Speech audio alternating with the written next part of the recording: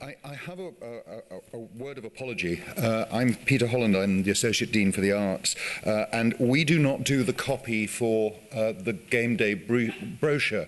But if you looked in the Game Day brochure about today's lecture and were anticipating what it says you're going to hear, you'd be in for a surprise. It says, Saturday Scholar Series, The Chapels of Notre Dame, well that's right, to be given by John A. O'Brien, Professor of Theology Emeritus. Now, as I'm sure some of you know, Larry Cunningham, our speaker today, is in fact the John A. O'Brien Professor of Theology. And John A. O'Brien, to whom, of course, Notre Dame is very grateful, died in 1980. Even Notre Dame cannot resurrect somebody just for the purposes of Saturday Scholars. This is an unusual talk in many respects. One of the things that we try to do in each year's programme is to have one Saturday Scholars event that is really linked to Notre Dame itself, not simply to issues in the church. We opened with an extraordinary panel this season on the transition from Pope Benedict to Pope Francis. But we like to have something that really talks about Notre Dame itself. And when Larry Cunningham's book, The Chapels of Notre Dame, appeared, it just seemed to me that we had to bring him back from retirement simply in order to talk about the book to you today. Indeed, he tells me that he believes he was the person who gave the first ever Saturday Scholars, which is not kind of 50 years ago, but about a dozen years ago, when we began this whole series. So I'm very, very pleased to welcome Larry back. Lawrence Cunningham was indeed the John A. O'Brien Professor of Theology and is now the John A. O'Brien Emeritus Professor of Theology. He really didn't do very much while he was at Notre Dame. He only published 26 books, some of them in numerous editions. And if I started to simply list the titles now, I would take far too much time away from him. I also count in his Vita some 36 book chapters, and goodness knows how many introductions, refereed articles, and so on. He has been one of the central figures in our theology department over a long and very distinguished career, and it's for me a personal delight as well as a pleasure for Saturday Scholars to welcome back Lawrence Cunningham.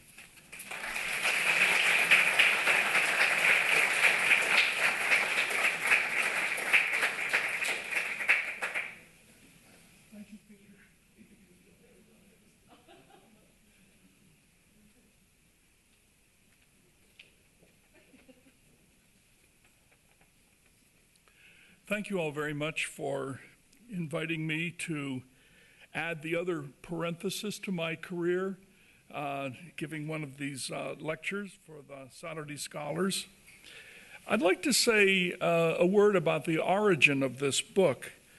I would like to think that it was a Notre Dame idea, but in fact it was neither the administration nor the faculty nor the staff that got the idea for this book. It was two friends of the university who came to campus, visited one of the chapels, prayed, and suggested to the president that someone ought to do a book on the chapels. Even they didn't know that there are nearly 60 of them on the campus.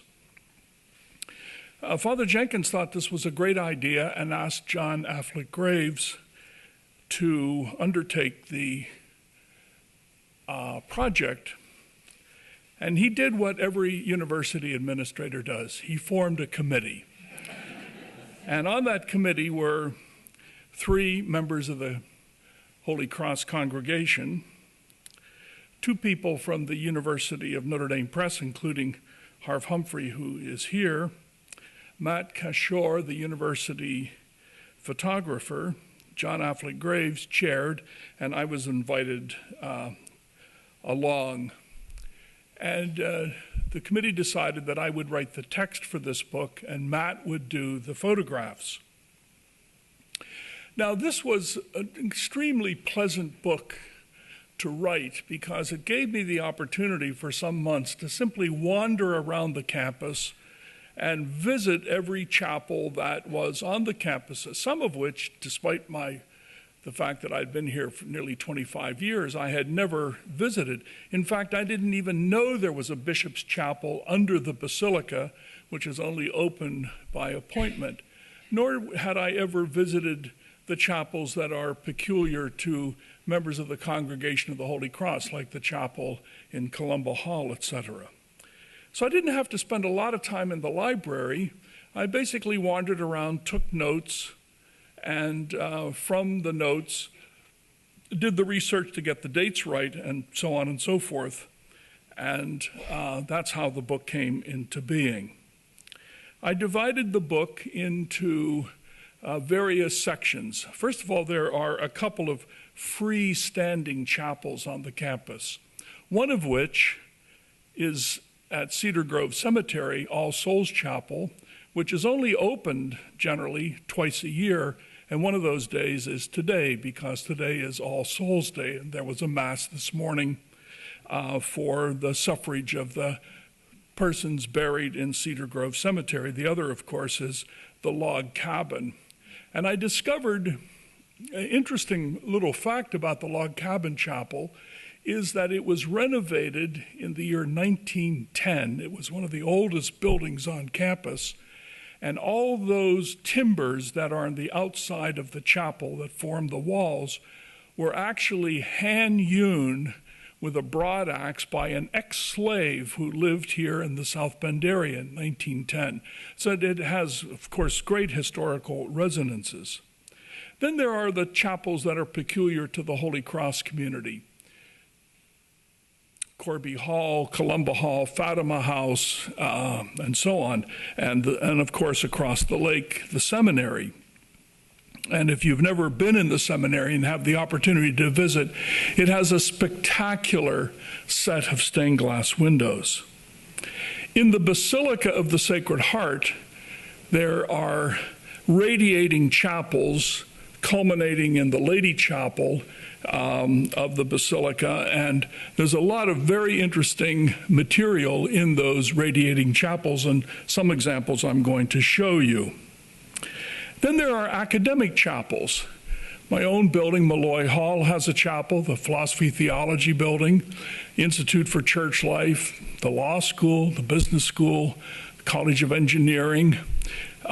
The book got published. Peter said, I'm going to have to do a second edition because we were not able to put in the ACE building.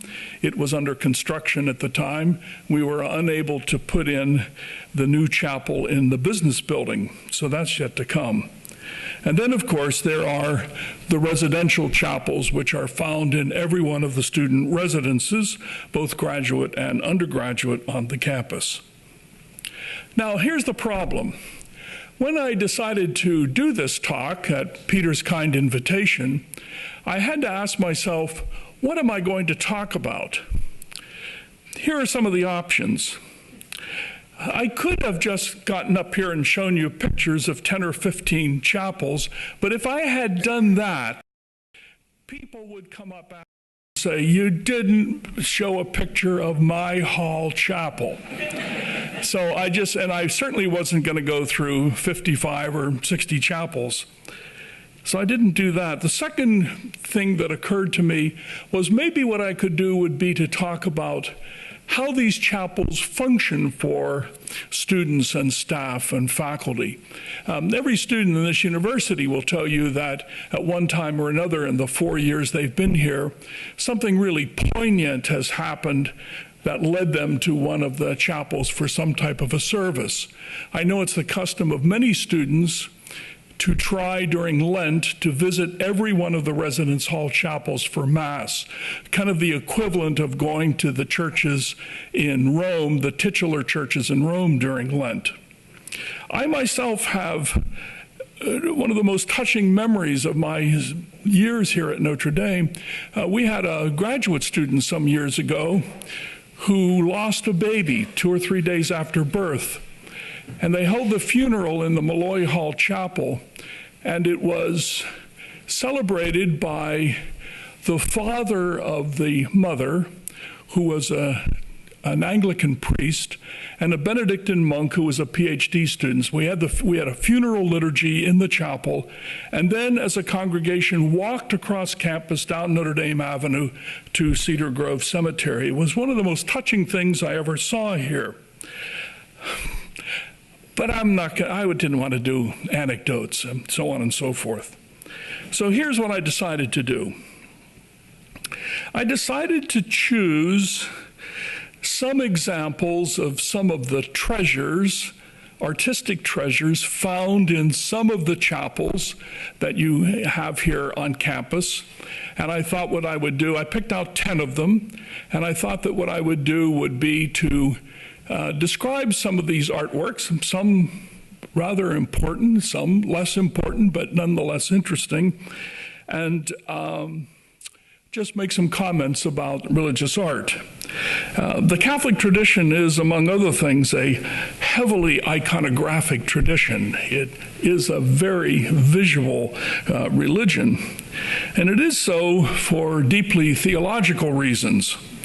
After all, Christ himself, in the opening of the Epistle to the Colossians, is called the icon tou theou, the image or icon of God himself.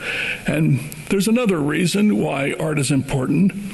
I'm interested in art, and I'm giving the lecture, so this is what I decided to use. So let me, without further ado, show you some of, and I'll comment on these a bit.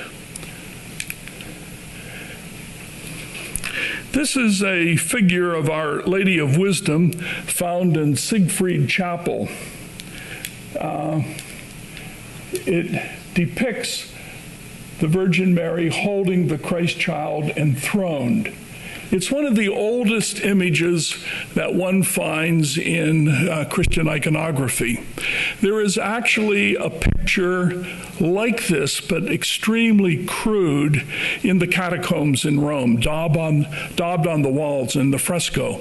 And the idea is that Christ is the wisdom. He is the wisdom and power of God, St. Paul says, and Mary is the one who brings him into the world and who presents Christ to us, which is one of the reasons why Mary is called the seat of wisdom. This is a theme that is found all over the campus. If you walk between the back of the Snite Museum and DCO Hall and look to the left, there's a mandorla figure with Our Lady of Wisdom on the exterior of the chapel of Malloy Hall, done by a Holy Cross priest, Father Jim Flanagan, who is now retired.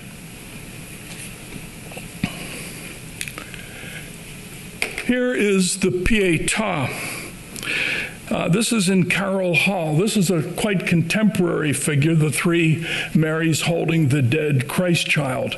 I show this to you for a very simple reason.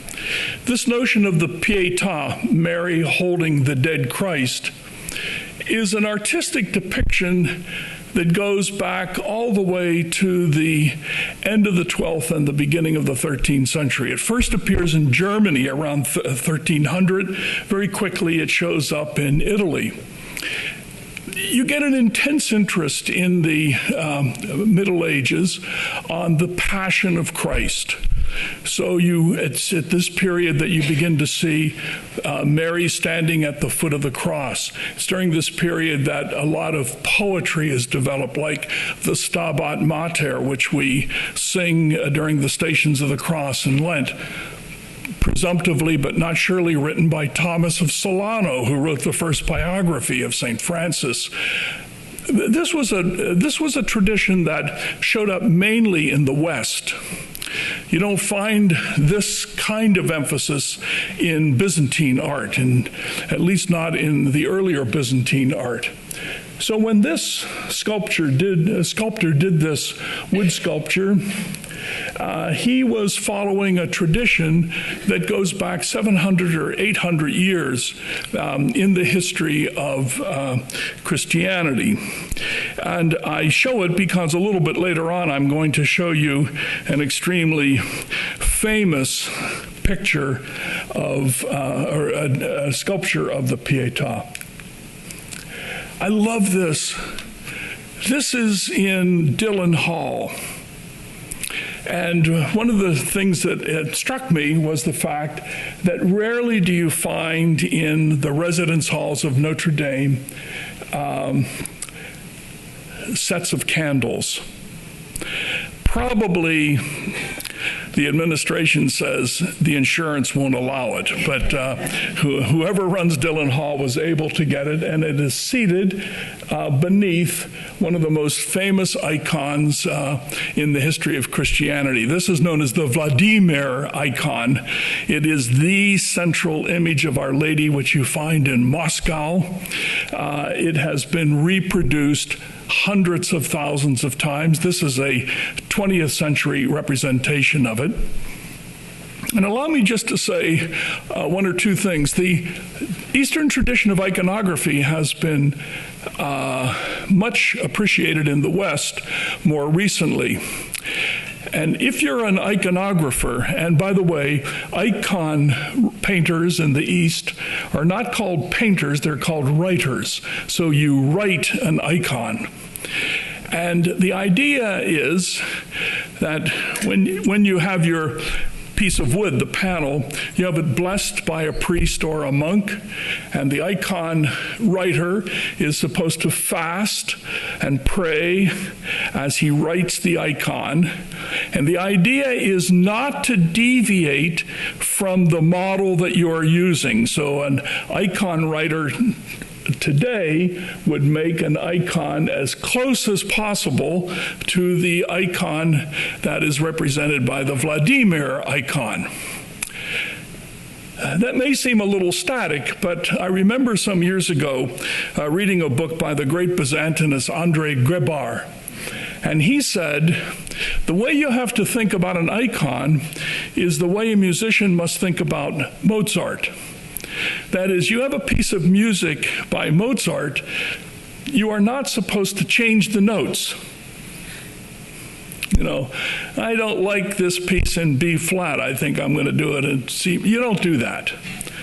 What you try to do is to be as faithful to the notes as possible while bringing your own emotion and your own intelligence to the subject of the icon. And so we have this beautiful representation of the Vladimir icon. There's a tradition of icons, and this tradition belongs in what is called the Eliusa tradition, which means the tenderness tradition. Mary holding up the infant Christ to her own cheek. There's another tradition of icons, of which I have one at home, called the Auditorium. That's Greek, Auditorium, from the Greek word hodos, meaning the way. And that's Our Lady holding the Christ child, but you're supposed to look at her hand because she points to Christ. So that is known as the one who points the way. You don't look at the Virgin Mary, you look at the Christ child. Now, I have one other thing I'd like to say. This is in Dillon Hall, as I have said. If you were standing in Dillon Hall and looking to this icon and look to your right, you would see a statue of a bishop with his episcopal robes, and he has the bishop's staff in his hand. And that, I should have had a picture of that, but I don't. That is St. Olaf, the patron of Norway.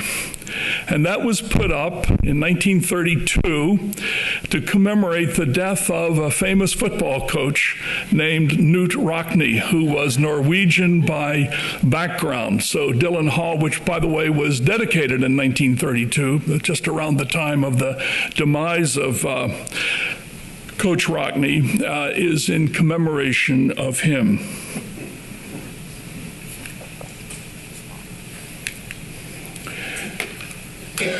This is in the Basilica of the Sacred Heart. If you walk down the left aisle and go up the steps to the circular chapels. You will find this on the chapel on the left-hand side.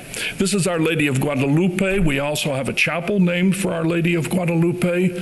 But this painting was done actually by an extremely important painter who's on the faculty of the University of Notre Dame, Maria Tomasula.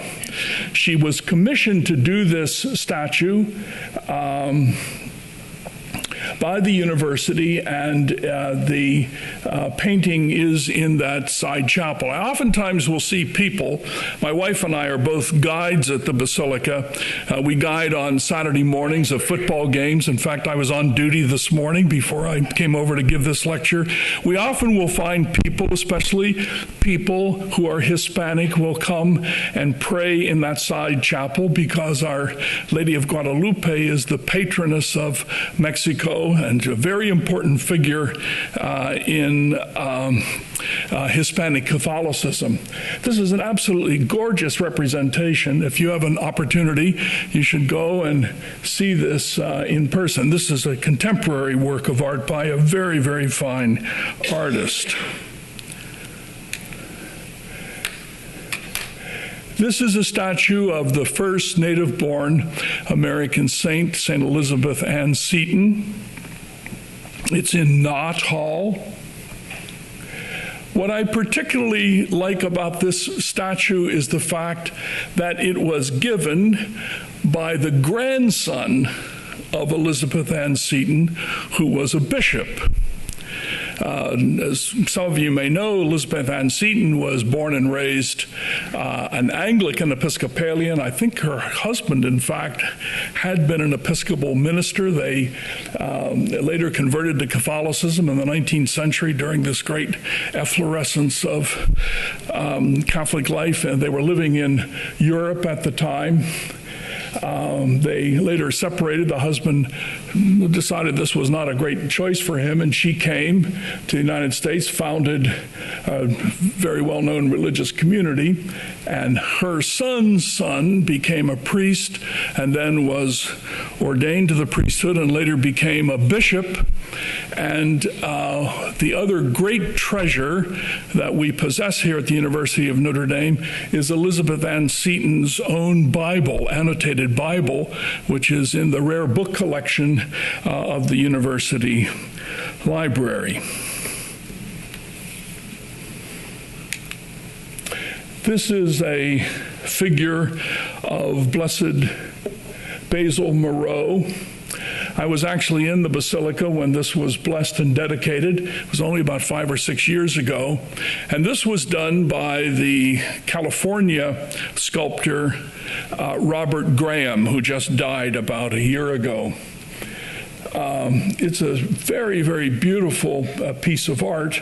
I read an article just the other day. I actually did prepare this talk, in which I was trying to get some more information about Robert Graham. And this statue, which he did, was first done as a maquette, and then instead of just casting a piece, it was laser developed. Lasers were taken of the statue, which then blew it up to the regular side and then was made of a metallic composition. We have one other work of Robert Graham. Oh, and by the way, I found this extraordinary fact, which I never knew before. Robert Graham was married to Angelica Houston, the famous actress and daughter of the great director John Huston. But anyway, that's a little freebie I'm giving you on the side. Robert Graham did the doors of the great cathedral in Los Angeles, and he did the Franklin Roosevelt Memorial Statue in Washington, D.C. His work is in collections all over the world. But he did one other piece of work, and I think it was one of the last things that he ever did, and that is that at Cedar Grove Cemetery, if you go to the somewhat newly constructed mausolea, there is a statue of Our Lady of Sorrows that he did. Our Lady of Sorrows is the patroness of the Congregation of Holy Cross, with an October feast day. And so his work is represented in more than one place.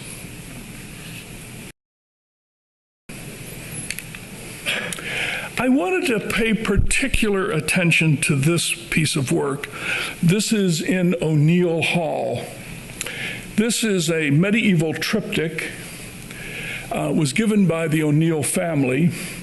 And when you walk into the O'Neill Hall Chapel, this triptych is off on the right wall, framed with a glass in front of it. And it was sent, before we got it, the owner sent it to the Metropolitan Museum to have it analyzed. And I read the report. The O'Neill family kindly gave it to me when I was working on this. There are many triptychs like this with Our Lady and the Christ Child, the seat of wisdom, seated in the center, the angels adoring in the center. No one seems to have been able to yet identify who these particular saints are. It's believed that this was done in the late 14th or early 15th century. I'm a great aficionado of that kind of art, and I spend a lot of time looking at it when I have the opportunity to do so. What was really spectacular about this artwork is that the students have began to post on the window on the outside, slipping in between the glass and the frame, holy cards and memorials to kids that they knew who died, either when they were in high school or when they came to the university and got sick, etc. So, I look at this as an old pro in the religion business and say, these are like ex votos, which you find all over the place. They wouldn't know the significance of that particular thing, but I thought it was tremendously interesting that they would put the figures, attach them in front of this beautiful triptych of Our Lady and the Christ Child, which adorns O'Neill Hall. I think everybody recognizes this if you've ever been in the Basilica. I showed you a Pietà earlier in my talk. The one that's in Carroll Hall, that's a contemporary one. This is by the great Yugoslav sculptor Ivan Mestrović. Mestrović came to Notre Dame at the invitation of Father Hesburgh. He had come to this country and he had taught for a while at University of Syracuse in New York. And Father Hesburgh said, please come to Notre Dame and be an artist in residence. And he came, and he spent the last some years of his life at Notre Dame. And there's material from his hands all over this campus. After this talk, when you go upstairs, if instead of exiting out the main doors, if you turn around to the right, there's an absolutely gorgeous Madonna and Child carved in mahogany up on the main floor. In the Basilica, across the chapels on the opposite side from this side, there is an absolutely beautiful Prodigal Son bronze. In Malloy Hall, there's an edition of a Mestrović crucifix in the main chapel. He actually carved this out of a piece of Carrara marble in 1940 in Rome. He had left Yugoslavia, and he worked on this. It's a monumental piece of sculpture. Here at the top is Joseph of Arimathea, who, according to the gospel, helped to wrap the body of Christ and donated the tomb. It is said that the face of Joseph of Arimathea is, in fact, a portrait of the sculptor himself, and the Marys that are down here are portraits of his wife and his mother. Now, anytime you see a monumental Pietà of this size, and it is of overwhelming size, the first person you think of is Michelangelo. What a lot of people don't realize is that Michelangelo carved 3 pietas in his lifetime. The one that everybody knows is the one in St. Peter's, which he did when he was about 24 years old, which is a kind of a sobering thought that I always like to mention to my students. It was so beautifully done that it was believed he did it for a French cardinal who was in residence in Rome. And it was so beautifully done that people claimed that he couldn't have done it. So Michelangelo went back. If you go to St. Peter's in Rome, you can see this. There's a band that runs from the shoulder past the breasts to the waist of Our Lady. And if you look carefully, you'll see lettering on that band. And the lettering says, Michelangelus Bonorate hoc fecit. Michelangelo Bonorate made this to rest the critics. However, there is another Pietà, which is in the Florence Cathedral, which he did much later in life, which is unfinished, a spectacular work of art, and it's on the Florentine Pietà. There's another unfinished one in Milan, but it's on the Florentine Pietà that Ivan Mestrovich modeled this figure. In fact, this Joseph of Arimathea figure, which is in the center, is kind of at the centerpiece of the Michelangelo Pietà in Florence. And Joseph has a hood up over his face. And again, it is said that Michelangelo wanted to carve his own features into that. I'm not sure. I should point out my wife after this lecture. She might be able to tell. She's the expert on the basilica. I think that they had to remove part of the wall to get this into the basilica. This is a stupendously large piece of work. It's on the right-hand side of the chapels in the Basilica of the Sacred Heart. Okay? As they say, moving right along. Walsh Hall.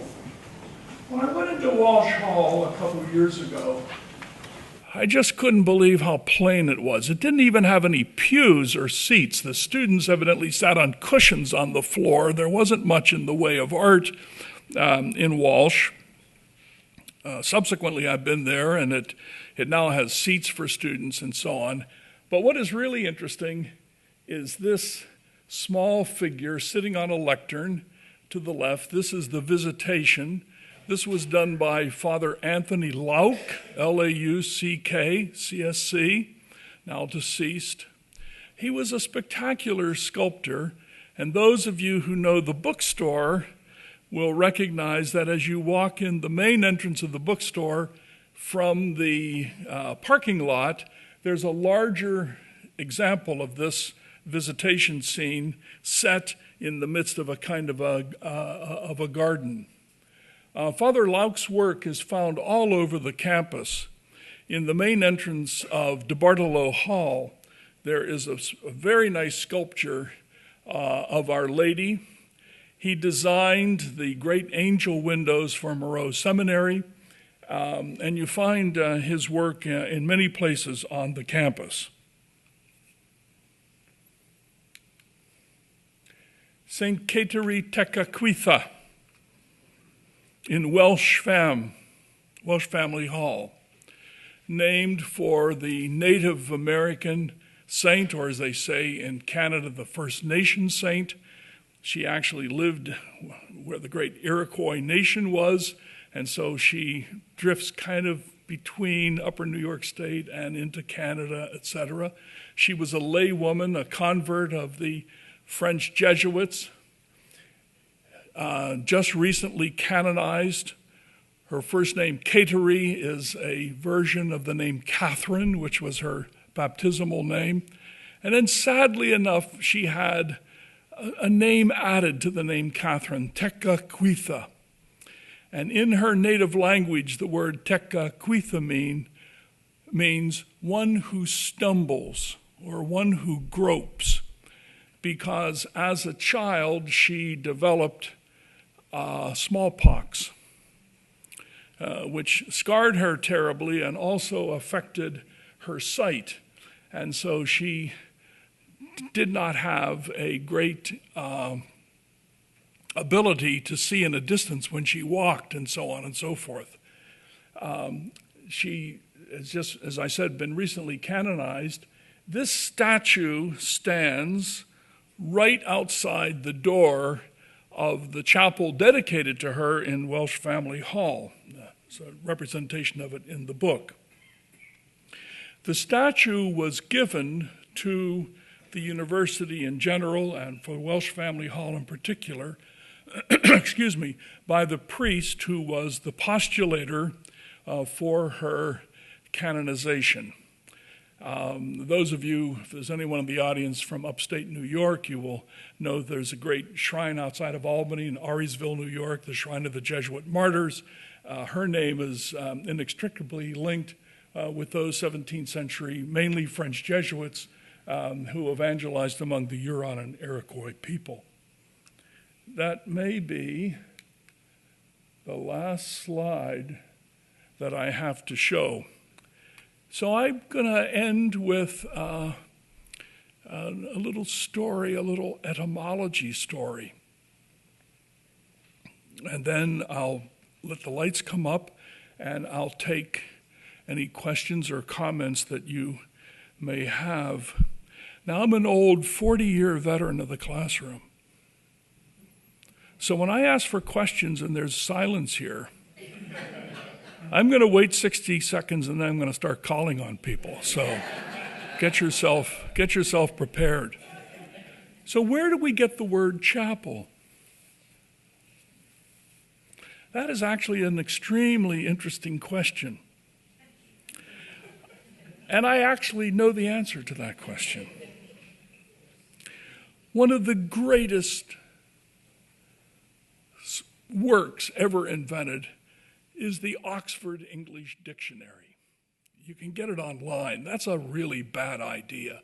You need to have the volumes. I have all the volumes at home, and they've been something I've desired to have for years. 17 or 18 volumes, Peter, maybe 19. W.H. Auden used to keep a volume next to his breakfast plate and thumb through it every morning looking for words. The word chapel actually comes from the Latin word capella, which means a cloak.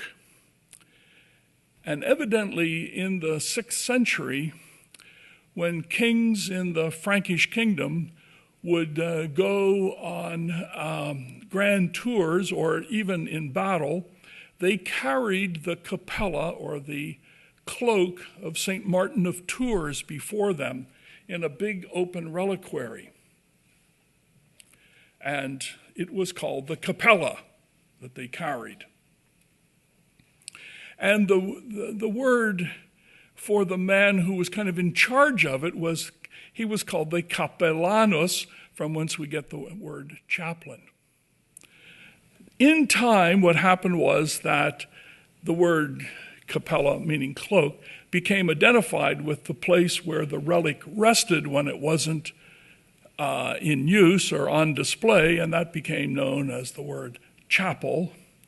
And then subsequently, the word became more generally utilized to describe any small worship space adjacent to or part of a church or a basilica where you had a main altar.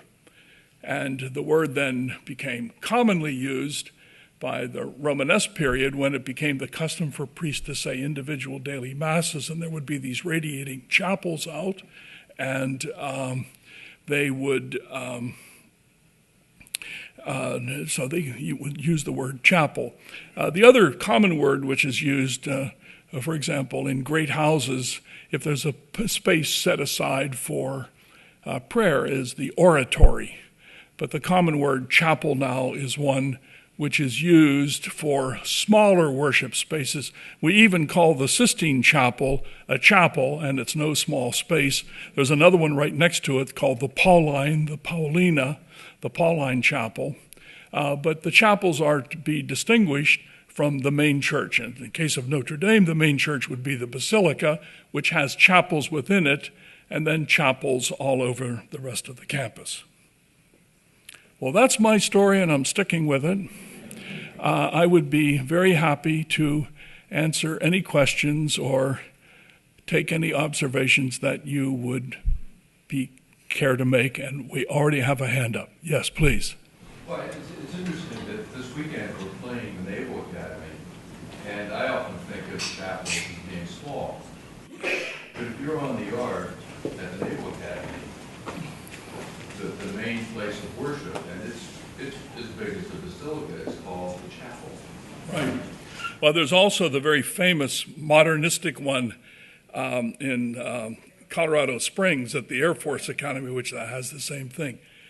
There, I think, is a case of the church becoming called a chapel because it's the place where the chaplains conduct worship in the service academies and so on and so forth. I wouldn't be surprised if on most military bases, the house of worship, which is convertible for Jewish or Muslim or Protestant or Catholic things, are not also called chapels with reference to the word chaplain, who would be the priest or the minister in charge of a given chapel. Thank you very much. Yes, sir, please. And then you referred to the Western obsession with the Passion of Christ. Yeah. Do you have any speculation as to why that interest did not occur in the East? I think you could answer that question by naming one person, St. Francis of Assisi. I think the impact of Francis of Assisi was so large. Now, there was a tradition in the West, I don't want to give you a long theological discourse on this, there was a kind of a turn towards the humanity of Christ that you begin to detect in the writings, say, of St. Anselm of Canterbury in the late 11th century. It gets intensified by the Cistercian monks in the 12th. But I think the real person who popularized or turned people's attention to the suffering Christ was Francis of Assisi. Why? Francis died in 1226, and it was widely reputed at that time that 2 years earlier he had suffered the stigmata, the impression of the wounds of Christ in his hands, feet, and side. And that notion spread all over, and people identified the stigmata with the sufferings of Christ. Look, here's a little test that you can use. If you go to the provincial museums of Tuscany or Umbria in Italy and look at those big Byzantine crucifixes, which are they're done flat in the Byzantine style on wood paneling, framed. They were in churches all over the place in Italy, the Italo-Byzantine style, before the Renaissance. You almost infallibly can identify whether or not those crucifixes were painted before or after 1228, the year that Francis was canonized. If there's minimal emphasis on the wounds in his side, hands and feet, probably before 1228. If a lot of emphasis afterwards, probably heavy emphasis, because of the imaginative and the fact that the Franciscans preach so incessantly on the sufferings of Christ. You don't have that tradition in the East. You get it later. You begin to see crucifixes, bodies painted on crosses, rather late in the Byzantine tradition. But here's an interesting thing. In the Byzantine East, when you see crosses, you tend to see them as bejeweled. So a bishop will wear a bejeweled cross. Or you'll see them in mosaics. And the mosaic crosses tend to have a cross and they're jeweled because the cross rendered triumphant. Beginning in the medieval church, you begin to find the more emphasis on the humanity of Christ, the suffering of Christ. And that is a tradition which is less common in Eastern Christianity, say Byzantine Christianity, which is Greek, Ruthenian, Russian, and so on, and more common in Western Christianity. To the degree that Eastern Christianity came in contact with the West, via Venice, via the Mediterranean, etc., then you do begin to see that kind of depiction of the suffering of Christ. But it's very Western in the sense, Stations of the Cross, for example. That's a Western tradition. And by the way, it's a modern tradition. The 14 Stations of the Cross, as they're formulated now, was formulated in the 18th century based on practices which went back much earlier. But if you look at the Stations of the Cross, you see the Pietà figure, emphasis on the flagellation, crowning with thorns, Christ falling 3 times, etc. That is something that's much more common in the West than in the East. But I'm going to stop there, otherwise I might be tempted to give you a wing-ding lecture on this subject, which I'm not going to do. Matt, then this lady, and then that lady. Yes? So am I right about this? For about the first 130 years of university, residence halls, although we didn't have them at the very beginning, have had the chapels. But the academic buildings that were built in that period, as far as I know, were built without chapels until maybe Malloy was the first. I think they are, as we say in the wine world, of recent vintage. So, yeah, that's right. Any idea why they started to build those into the new buildings? It's just a matter of having more resources, as we know I don't know the answer to that question. My suspicion is that there might have been suggestion, I don't want to use a strong word like pressure, but suggestion from people in some of the faculties that they provide such chapels. The one in the business school, for example, is a very small room up on the second floor. It might be of Carolyn Wu vintage. You know, Mass is celebrated there. The law school, the new law school and the new engineering schools have absolutely beautiful chapels. And I suspect that a lot of that may have had to do with faculty desire and so on. Yes, ma'am. I was wondering, could you speak to the origin of the statue of the Blessed Mother atop the Golden Dome? Yeah, here's my guess. I think that statue is modeled on the figure that one finds in Miraculous Medals. It's very, very similar in style. The Miraculous Medal, which was a devotion that began in the early 19th century. I could strip this off and show you a Miraculous Medal under my thing. And I think that it's kind of based on that idea. So it's a very common kind of French Catholic modern in the church sense, early modern depiction of Our Lady, and I think the model for it was the so-called Miraculous Medal. That's my guess. Now I got to take this lady here, and then I'll take you. Yes. Can we go to Mother Russia, please? I'm fascinated by the fact that we have icons. Obviously, we've had many wonderful exhibitions of them. But how come they developed in that way? We had triptychs, and they sort of stopped in the late medieval period in Western Europe. But the icon tradition has kept on. How did it actually begin, and why has it continued for so long? Well, the reason why it's begun so long is that there was a horrendous controversy about whether or not you could use icons at all. This is the so-called iconoclastic controversy of the 8th century. Iconoclasm means the breaking of images. And there was a movement probably influenced by the fact that with the rise of Islam, which is very anti-iconic, that there was a segment of the Byzantine Empire that said icons are in a disobedience of the commandments in the book of Exodus of not making graven images, etc. So there was a huge battle between the iconodules, the icon venerators, and the iconoclasts.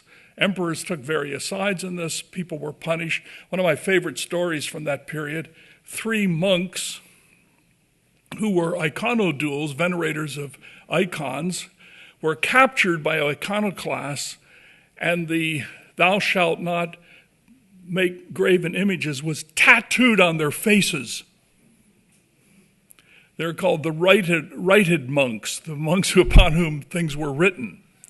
And eventually there was an ecumenical council, the Second Nicaea, which affirmed the legitimacy and the way in which icons could be used. And every year in the Eastern Church, that is celebrated on a feast day called the Triumph of Orthodoxy.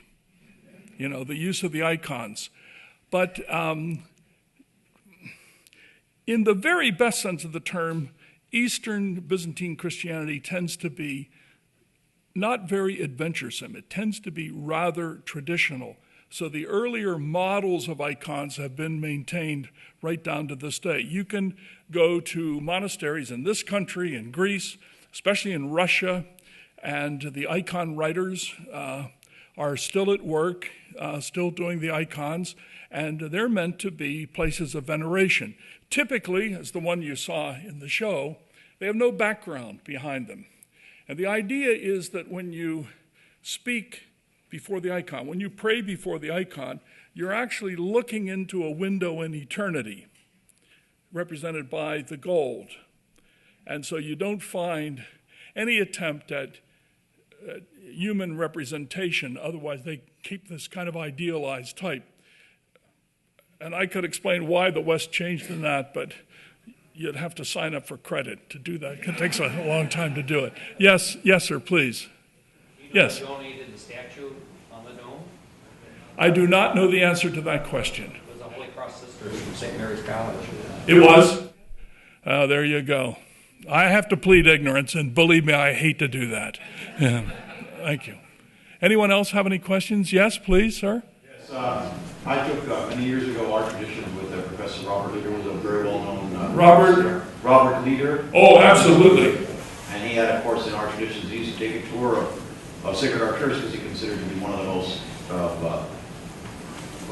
Gothic churches that had all of its attachments. But he spoke also of the Ivan Mestrovich Pieta, and he said he was here when it was donated in New Ivan Mestrovich, and they did have to take out part of the wall of the chapel in order to get it. And I think they also had to because it's so wasteful, they had to reinforce underneath the floor as well, so it's still hold it. If you have a chance, when you're on campus, you could visit the chapel of Sorin College or the chapel of the campus ministry building, Coleman Morse, and both those chapels have stained glass windows designed by Professor Robert Leader, the art teacher here at Notre Dame, who, by the way, was in the U.S. Marines and went up the hill at Iwo Jima. He was also a great war hero in his own right, but a very famous artist. Right. Anyone else? Yes, ma'am, please. In the Mestrovich statue, I was looking at this morning. I'm sorry? The Mestrovich statue, which I was looking at this morning, it looks like the Joseph Baron is somewhat unfinished, like a lot of Michelangelo statues. Is that true? He's not as finely chiseled. Well, it probably was finely chiseled, but what happens is that when the chiseling is done, they then polish the marble, and it may not have been fully marbled. But he had to get out of Italy in 1940, so that might also explain some of the unfinished nature of it. And Peter tells me I've overstayed my welcome. I was going to just want one last question. Okay. Anyone else have a question or a comment? Sister? I would like to know why the image of our leader doesn't have a tilma. This one. What Sister is referring to is that the actual image of Our Lady of Guadalupe, she wears a tilma.